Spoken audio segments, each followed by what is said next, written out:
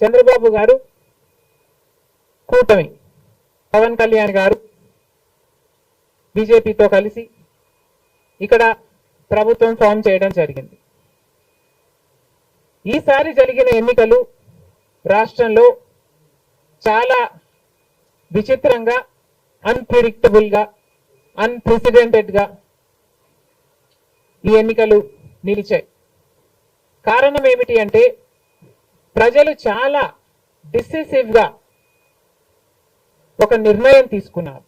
మాకు మార్పు కావాలి అన్న నిర్ణయం ప్రజలు తీసుకున్నారు కాబట్టే ఈ ఎన్నికలు ఒకే డిసిషన్ మీద ఆధారపడి జరిగిన ఎన్నికలు. గురూజీ నమస్కారం. గురూజీ ఫర్ జగన్ అగెయిన్స్ట్ జగన్, ఒకటే డిసిషన్ గా ఈ ఎన్నికలు నిలిచాయి. For Jagan or against Jagan. Against Jagan అన్న మార్పు కావాలి అన్న ఈ గట్టి డిసిషన్ ప్రజలు తీసుకున్నారు కాబట్టి ఈరోజు వాళ్ళ ఓటు వేస్ట్ కాకూడదు అన్నట్టుగా చాలా డిసిసివ్ గా they voted with a vengeance for change. ఇది అవునన్నా కాదన్నా ఇది వాస్తవం. కేవలం అంత గట్టి నిర్ణయం ప్రజలు తీసుకుని మార్పు కావాలి అన్న అంత గట్టి డిసిజన్ తీసుకున్నారు కాబట్టి ఇన్ ద ప్రాసెస్ ఈరోజు కాంగ్రెస్ పార్టీ కూడా అనుకున్న మేరకు పర్ఫామ్ చేయలేకపోయింది. కాంగ్రెస్ పార్టీ కూడా కేవలం నెల రోజుల ముందు సర్వే చేస్తే Congress party vote share between 6 to 7% ఉంది. దాన్ని మేము కష్టపడి పనిచేస్తే నేనే స్వయంగా 64 కాన్స్టిట్యుయెన్సీల్లో క్యాంపెయిన్ చేయడం కూడా జరిగింది.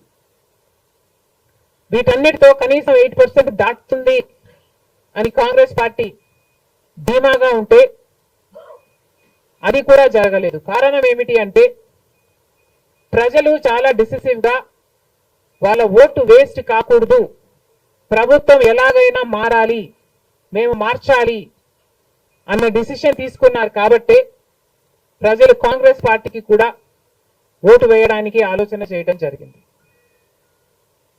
ఏది ఏమైనా కాంగ్రెస్ పార్టీ ప్రజల గుండెల్లో స్థానం సంపాదించుకోవడం మొదలుపెట్టింది. ఇది ఇలాగే అంచెలంచెలుగా పెరుగుతూ పోతుంది. రాహుల్ గాంధీ గారి నాయకత్వంలో మేమందరం కూడా కష్టపడి పనిచేయడానికి సిద్ధంగా ఉన్నాం. అటు కేంద్రంలోనైనా ఇటు రాష్ట్రంలోనైనా కాంగ్రెస్ పార్టీకి మంచి భవిష్యత్తు ఉంటుందని 2029 కల్లా మేము ఒక మంచి పొజిషన్లోకి రాగలమని నమ్మకం మా అందరికీ ఉంది. ఈరోజు చంద్రబాబు గారు ముఖ్యమంత్రి, ప్రజల తీర్పును గౌరవిస్తూ ఆయనకు మరొకసారి శుభాకాంక్షలు తెలియజేస్తుంది కాంగ్రెస్ పార్టీ. అలాగే చంద్రబాబు గారికి మరొకసారి గుర్తు చేస్తుంది కాంగ్రెస్ పార్టీ మన రాష్ట్రానికి రావాల్సిన ప్రత్యేక హోదా.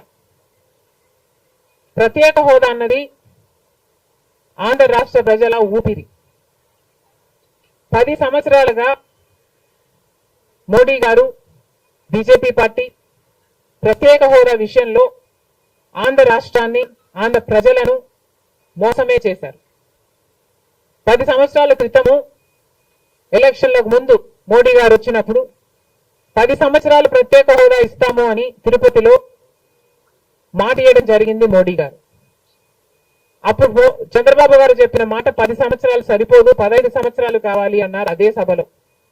కానీ 10 సంవత్సరాలు గడిచిపోయినా కూడా ఈ రోజు వరకు కూడా బీజేపీ పార్టీ ఆ మాటను నిలబెట్టుకోలేదు.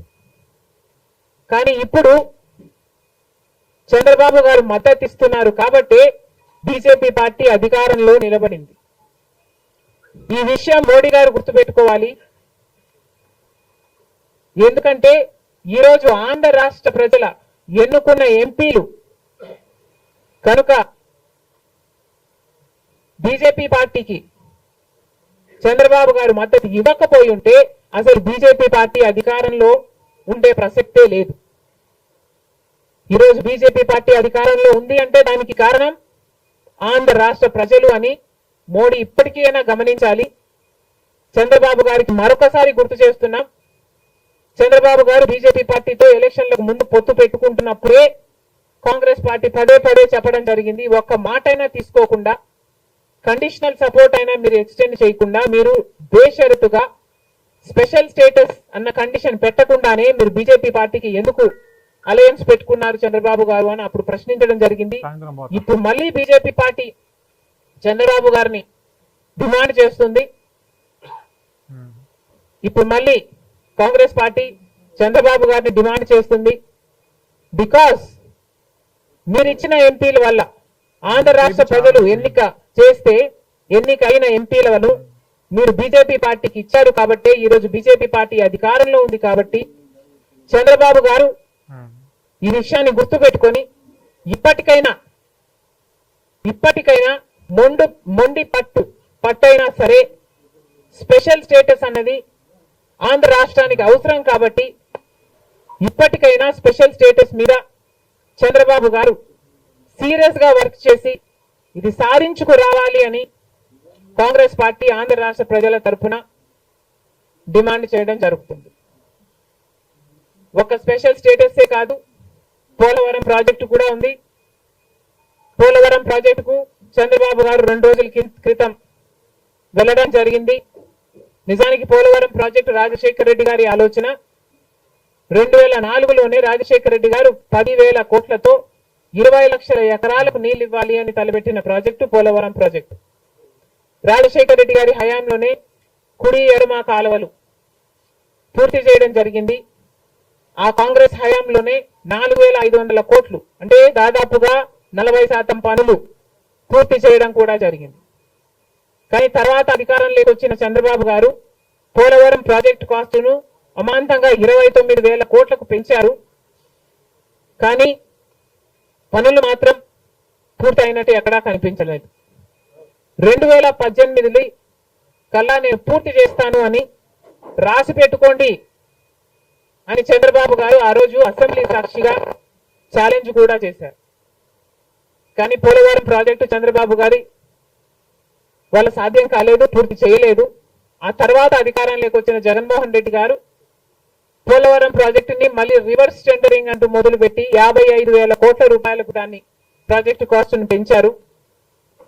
తీరా చూస్తే ఏ పని జరగలేదు.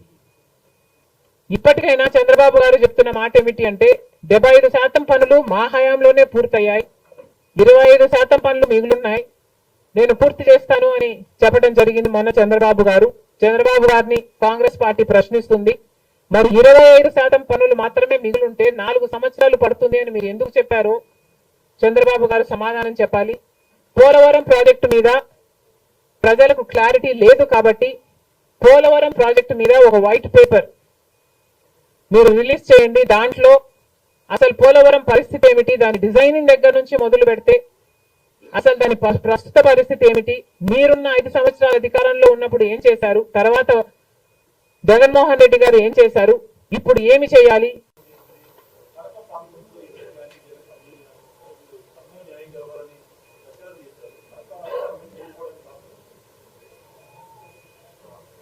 Kadapa situation is a different situation because కడపలో ఎంపీ ఉన్నాడు, ఎమ్మెల్యే ఉన్నాడు, అధికార పక్షం. అక్కడున్న ప్రజలు భయభ్రాంతులు గురై బ్రతుకుతున్న ప్రజలు. ప్రభుత్వానికి వ్యతిరేకంగా అంటే యువజన శ్రామిక రైతు పార్టీకి వ్యతిరేకంగా పనిచేస్తే ఓటేస్తామని తెలిస్తే మాకు వచ్చే స్కీములు పోతాయి, అవి కాకుండా మా మీద కేసులు పెడతారు, దాడులు చేస్తారు అన్న భయం కూడా ప్రజలలో ఉంది. ఓటుకి 3,500 రూపాయల నుంచి ఇవ్వడం జరిగింది. విచ్చలవిడిగా డబ్బులు ఖర్చు పెట్టారు, డబ్బులు పని చేయకపోతే బెదిరించారు. లేకపోతే కేసులు పెడతామని, స్కీములు తీసేస్తామని, ఇలాంటి ఎన్నో ప్రలోభాలకు కడప ప్రజలు గురయ్యారు. ఇవన్నీ కూడా పనిచేశాయి. నేను కడపలో గెలవకపోవడానికి కారణం టైం అనే నేను అనుకుంటున్నాను. బికాస్ నేను కడపలో తిరిగింది కేవలం 14 రోజులు మాత్రమే. 14 రోజులు క్యాంపెయిన్ చేశాము. మిగతా టైం స్టేట్ వైడ్ క్యాంపెయిన్ చేశాము. మేము 14 రోజులు ఎంత కష్టపడినా కూడా we were not able to cover most of the geographical area. చాలా మటుకు రూరల్ ప్రాంతాలలో కనీసం రాజశేఖర రెడ్డి బిడ్డ పోటీ చేస్తుంది అన్న విషయం కూడా చాలా మందికి తెలియలేదు. మేము పోటీ చేసింది కూడా ఎలాగైనా సరే మళ్ళీ హంతకులు, హత్య చేపించిన వాళ్ళు చట్టసభలకు వెళ్ళకూడదు అని ఉద్దేశంతో మాత్రమే పోటీ చేయడం జరిగింది. సరే, అది జరగకపోయి ఉండొచ్చు, కానీ ప్రజల కంటే పైన ఉన్నది దేవుడు. ఐఎమ్ వెరీ షూర్ వాళ్ళ పాపం పండుతుంది. పండే రోజు కోసం దేవుడు కూడా ఎదురు చూస్తున్నాడని నా అభిప్రాయం. ప్రజలు బుద్ధి చెప్పారు కదమ్మా, ఇంకా నేను మాట్లాడడం ఎందుకు.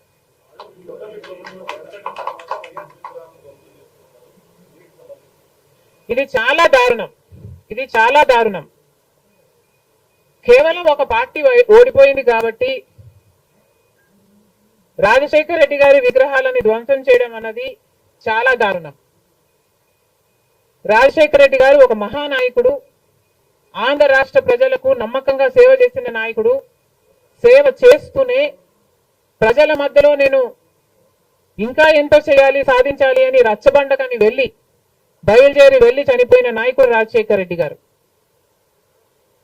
రాజశేఖర రెడ్డి గారు లాంటి మహానాయకుడు చనిపోతే దాదాపు 7,000 మంది ప్రజలు ఆ బాధ తట్టుకోలేక, నిజాన్ని జీర్ణించుకోలేక ఆయన వెనకాలే చనిపోయారు.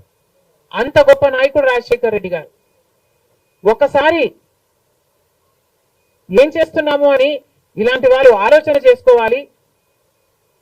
చనిపోయిన వాళ్లకు కూడా రాజకీయాలు ఆపాదించడం ధర్మం కాదు. చనిపోయిన వాళ్లకు కూడా గెలుపు ఓటములు ఆపాదించడం న్యాయం కాదు.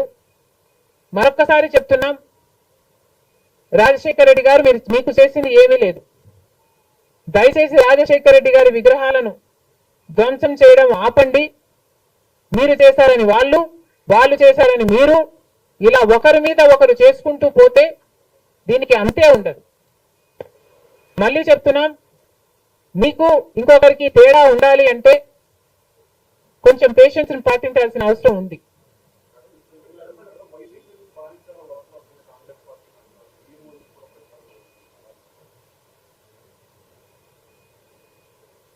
ఈవెన్చువలీ పిల్ల కాలువలన్నీ సముద్రంలో కలవాల్సిందే.